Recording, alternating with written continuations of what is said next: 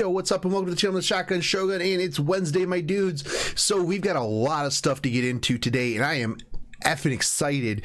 We've got dev notes, we've got patch notes, we've got second anniversary events, we've got a lot of stuff. So we're going to get into this, and I'm going to probably talk really fast. I'm going to probably miss a whole bunch of stuff. Make sure you comment about all the things that I missed down below, or the fact that I can't read. And let's get into this next part of the side story. I've really been enjoying the side story already, but side story, you know how side story works. People are already asking me, why should I even get this artifact? It's because it increases currency. Duh. So side story, story stage difficulties. You're on a book. He looks really bored in this picture. We're gonna get more molas. We're gonna get ancient creature nuclei. Regardless, Melissa drop rate up, Tamron drop rate up. Tamron, most OP character in the entire game. Pick her up if you can. Although be aware, there may be other things coming. Potential limiteds, Landy rerun, who knows what is coming, but Tamron is a very solid pickup, as is Idol's Cheer, because Idol's Cheer is very solid when it comes to PvP things, even PvE as well. So there is that, but who cares about that stuff, because, well, we're gonna go into the balance adjustment preview notice. Now everybody knows that Landy was going to be getting buffs, but there were a lot of other characters that I was really surprised that we are going to see just woke up buffs for, but let's get into this. So targets with the balance adjustment, certain heroes and artifacts that have been absent in the current meta will adjust. Target of these adjustments can be seen down below. Sage, Baal and Sezan, LQC, Cerise, Landy, Maya, Pearl Horizon, and, well, Doll Maker Pearl Horizon, because if you're going to use Pearl Horizon, you're probably going to do her specialty change and use Doll Maker Pearl Horizon. Artifact wise, Guiding Light, Bastion, Dux Nox, Andre's Crossbow, and Silver Rain. Silver Rain, if anybody actually gets that reference, sorry. But Sage, Baal and Sezan. So first up is Evil Spirit's Call. Summons an evil spirit to attack an enemy with 75% chance to put them to sleep for 1 turn. Does not trigger a dual attack. Now, when the target is asleep after the attack, this increases the combat readiness of the caster by 20%. This is very huge, as this is going to allow him to lap even faster. I actually really kind of exciting for this. Cloud of Ruin. This attacks all enemies by summoning a storm of clouds with a 100% chance to dispel 1 buff and an 85% chance now to put them to sleep. When this skill is available, increases the caster's combat rate is by 20% at the end of the enemy's turn. Now that is pretty, it's going to give you another 5% chance on top of this, right? But still very solid. Now the S3 that does not exist, let's see what he actually got for this and whether or not it actually makes it worthwhile. Now previously attacks the enemy with an evil eye, recovering the caster's 2 max health. When the enemy is defeated, damage dealt increases proportional to the caster's lost health. Okay, fantastic. You could soul burn it for a decrease by 2 turns. But now attacks the enemy, attacks with an evil eye. When the enemy is defeated, silence all remaining enemies for 1 turn before recovering the caster's health to max health. Penetrates defense but cannot trigger a critical hit. This is real big because, well, that's real strong. That's the reason why people run ML Haste. That's the reason why people run ML Crow. It's the defense pen meta. And this is really big because, well, it helps against Rylet. It helps against, you know, very tanky units. So this is going to be really solid. Not only that, but the soul burn reduces all skill cooldowns by 2 turns, meaning the S2 as well. So it's very potential that we will see him maybe back in the meta. I don't know, possibly. But With this balance adjustment, Sage Baal and Sezan will be improved to have more influence in battle, even when his skill Cloud of Ruin is on cooldown. With this change, Sage Baal and Sezan will have more utility in battle due to the combat readiness increase, the effect that occurs when the attacked enemy is put to sleep. Additionally, Cloud of Ruin will now have a higher chance to inflict sleep on all enemies, allowing him to be more powerful in battles. Eye of Death will also be improved so that it will now penetrate the enemy's defense, allowing him to inflict more damage. If the enemy has been eliminated with this skill, caster's health will be recovered to max, and he will inflict silence on all remaining enemies. When soul burned, all of Sage Baal and Sezan's cooldowns will be decreased. Now, LQC, this is a unit that I really like. I use her. So I'm excited. So let's see. Judgment attacks with a giant sword before granting the caster immunity for 1 turn. Now damage dealt by this skill will be increased, so they're going to increase her modifiers on her S1. The Will of La Mara, S3, smashes the enemy with a sword and attacks, penetrates defense by 50%, deals increased damage against dark element heroes, recovers health of the caster proportional to damage dealt. Okay, now this is going to do the same thing. When the target is a dark elemental hero, increase the damage dealt and inflicts additional damage to all enemies except for the target, proportional to the caster's. What? Hold up. So this is splash damage. So you don't get heal back anymore. Smashes the enemy with a sword and attacks, recovering it does recover health damage. Okay, so they just put that at the beginning. Penetrates defense. When the target is a dark elemental hero, increases damage dealt and inflicts additional damage to all enemies except for the target, proportional to the caster's attack. This is insane. This means that you'll be able to hit Rylets, you'll be able to hit, and it's uncounterable because it's splash damage to everybody else, and I'm pretty sure that doesn't count as counterable damage because you're not technically attacking them. Maybe Elbrus, we'll see, but I think it's extra damage, so you can't counter extra damage. With this improvement, Little Queen Charlotte will be more effective against the enemy teams that utilize dark heroes. The amount of damage dealt by her skill Judgment will be increased. In addition, her skill S3 will now inflict additional damage on all enemies except for that's insane. That's just pure splash damage. That's tight. I'm actually really excited for that. So not only are you going to be doing big damage, but you're going to be doing damage to everybody. Your S1's going to be doing more damage. And she's a walking adamant shield. Definitely going to see more play. Now, this is the one that a lot of people, I woke up and I saw people that were like, I'm quitting the game because of this. This is OP. This is ridiculous. This counters everybody. Cerise. I'm a Cerise abuser. I love Cerise. Cerise, a very strong unit, always has been. So I love to see when they buff units that I think are very strong and everybody else thinks is doo-doo to being ridiculously powerful. So with that said, mystical arrows. Before this just gave her 15% combat readiness. Now triggers a dual attack from a random ally when Froststorm is on cooldown. That's the S3. So amazing. As long as your S3's down, you're getting dual attacks. Now, sometimes this can be bad. Sometimes it's most of the time it's amazing, right? This is going to help with her DPS because you're going to be able to pull in other DPSers. So you don't. That's one of the problems with her. She doesn't really do much DPS. She's more utility because you build her, 300 speed to lock everybody down. So this is going to be huge. This is going to be amazing. Her S2, already amazing. Stuns for 1 turn and gives her 50% combat readiness. Now makes them unable to be buffed for 2 turns. Unbuffable. Yes, that's right. Ridiculous. Because, she needed that. And then Froststorm does everything that it used to do, but now it attacks using an advantageous element. That means you don't need to run Oath Key on her in order to hit people, unless you want to hit somebody with a Moonlight Dreamblade.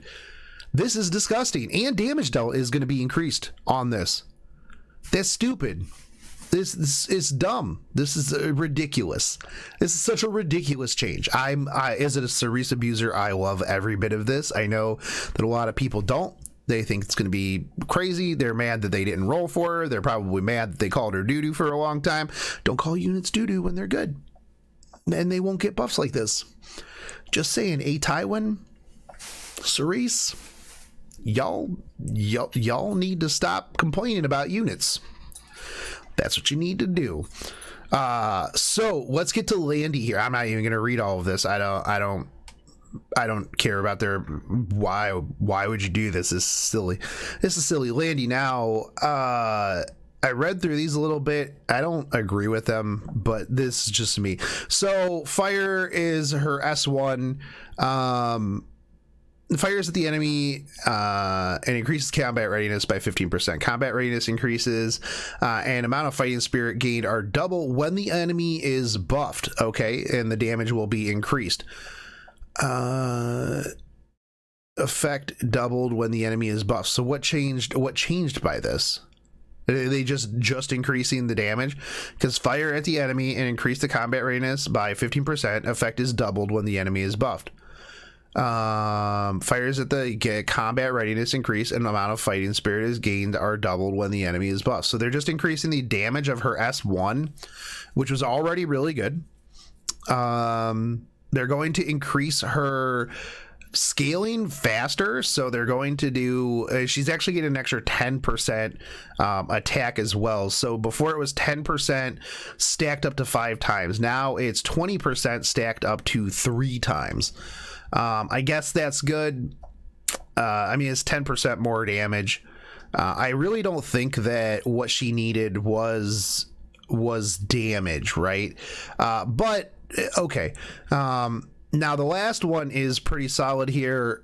So before it was fires, her S3 gave herself speed, increased damage, and increased combat readiness of all allies when she had full fighting spirit. So now fires at all enemies and grants all allies increased speed for 2 turns before increasing their combat readiness by 15%. When fighting spirit is full, consumes all fighting spirit to penetrate the target's defense by 50%. Skill can't counter a trigger attack, and soul burn gives her an extra turn. So that one is interesting because if they've got enough buffs on them that you can just get full fighting spirit, what would that be? You would need 10 fighting spirit. You get 10 fighting spirit on her S2 or whatever. At the start of the turn, gains 10 fighting spirit for each buff granted to an enemy. So you would need at least 10 buffs on the field. You could potentially soul burn and then just S2 twice. That could lay waste to a lot of people. The problem is I don't think they didn't give her a defensive buff, which I think is what she needed. Now she's just more attack. She's going to be faster. Everybody's going to be faster. I've got meetings that I need to go to soon. But everything's going to be faster. And yeah, I think that she needed, I think she needed some sort of defensive buff because she needs to get to mid game. Sure, you're going to be able to stack a lot faster, but we'll see how it works out. I mean, obviously I'll try playing her again. I really enjoyed the way that she worked, but we'll see. Maybe I'll put her in my Cerise team. We'll see. Maya. Nobody knows what Maya does. 4-star fire Maya, not fighter Maya. Attacks with S1, concuss. Attacks with a shield with 100% chance to stun for 1 turn. Damage dealt increases proportional to the caster's defense. That's not her S1. Attacks with a shield with 100%. This also decreases combat readiness by 30%. That's pretty good. Morale boost is going to have a 75% chance to provoke all enemies for 1 turn before a 100% chance to decrease attack for 2 turns. Increases defense of all allies for 2 turns. This is going to be down to a 4-turn cooldown. I don't see this making her a huge play here. Pearl Horizon, we're just going to look at Dollmaker Pearl Horizon because we're not going to worry about regular Pearl Horizon here. So Hypnosis before, 50% chance to put them to sleep for 1 turn. This is still going to have a 50% chance to put them to sleep for 1 turn. Increases combat readiness of the caster by 10% per sleep debuff inflicted. That is that's pretty solid for you, Lupin. Now Endless Nightmare attacks the enemy and stuns them for 1 turn. When the enemy is asleep, decrease defense for 2 turns and deal additional target damage equal to 30% of the target's max health. Now you can soul burn to ignore effect resistance on this one. That's pretty good. That's pretty solid.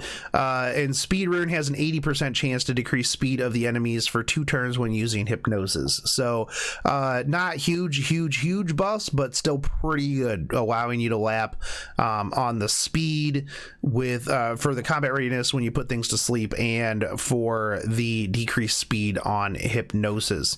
Very solid. Let's talk about artifacts, and this is going to be pretty busted. Guiding Light at the beginning of battle grants stealth for 1 turn. At the end of the caster's turn, has a 70% chance to grant stealth for 2 turns. Stealth granted at the end of the caster's turn can be activated once every 2 turns. This is going to be amazing for Cerise. This is going to be amazing for Landy. This is going to be amazing for your Flitica opener. It'll probably be good for maybe not SSB, but it's going to be really good to counter Assassin Sids, to counter a lot of things that would be potentially Akalis, stuff like that, so that your opener is not going to be susceptible to those. That's actually going to be really good. Bastion of Perlucia. Not only does this give you a big thick shield, but you will have immunity for 1 turn, so you don't have to run immunity necessarily on your big attacky boys. This is going to be really good option for things like a Kayron, an RB, things you don't typically, well, you run immunity on Kayron, but a lot of your DPSers you don't necessarily run immunity on. This gives you immunity if you are going to run this. Duct Noctis, they're going to increase the amount of attack you get, but it's going to be up to 8 times. So you do overall get, I believe, a higher percentage overall. Yeah, you do. You get it at a quicker pace, and it is higher at the end of the day. So not bad.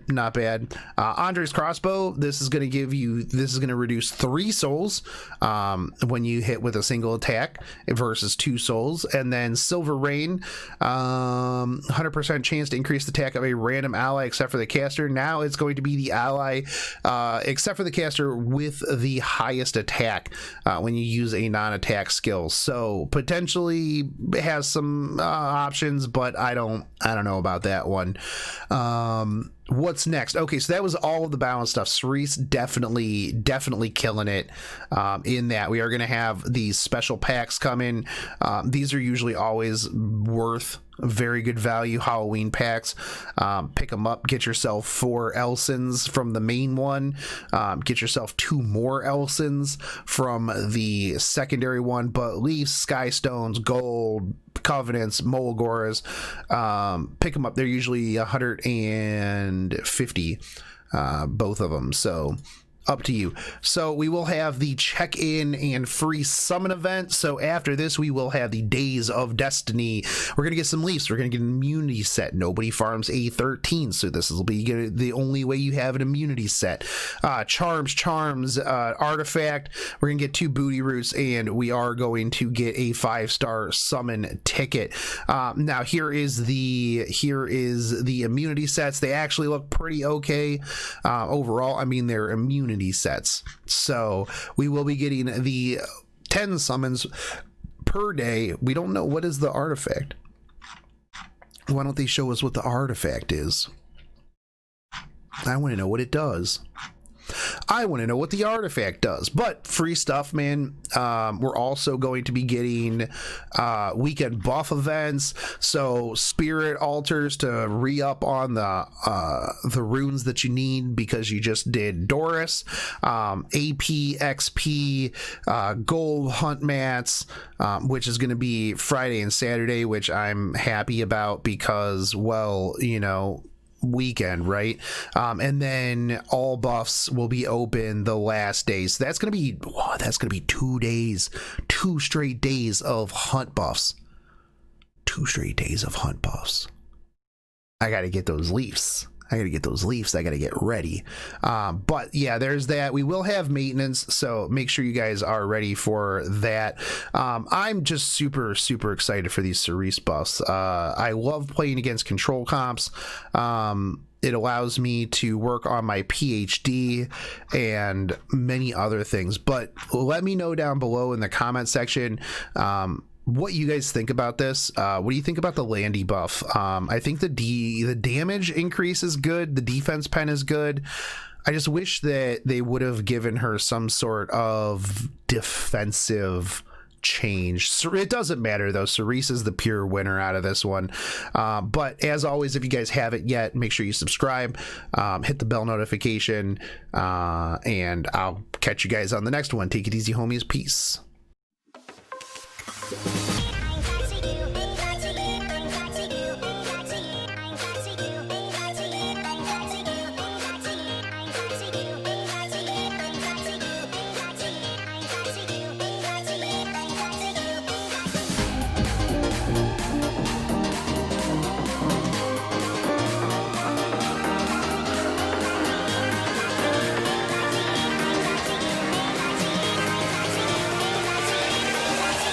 Crack it.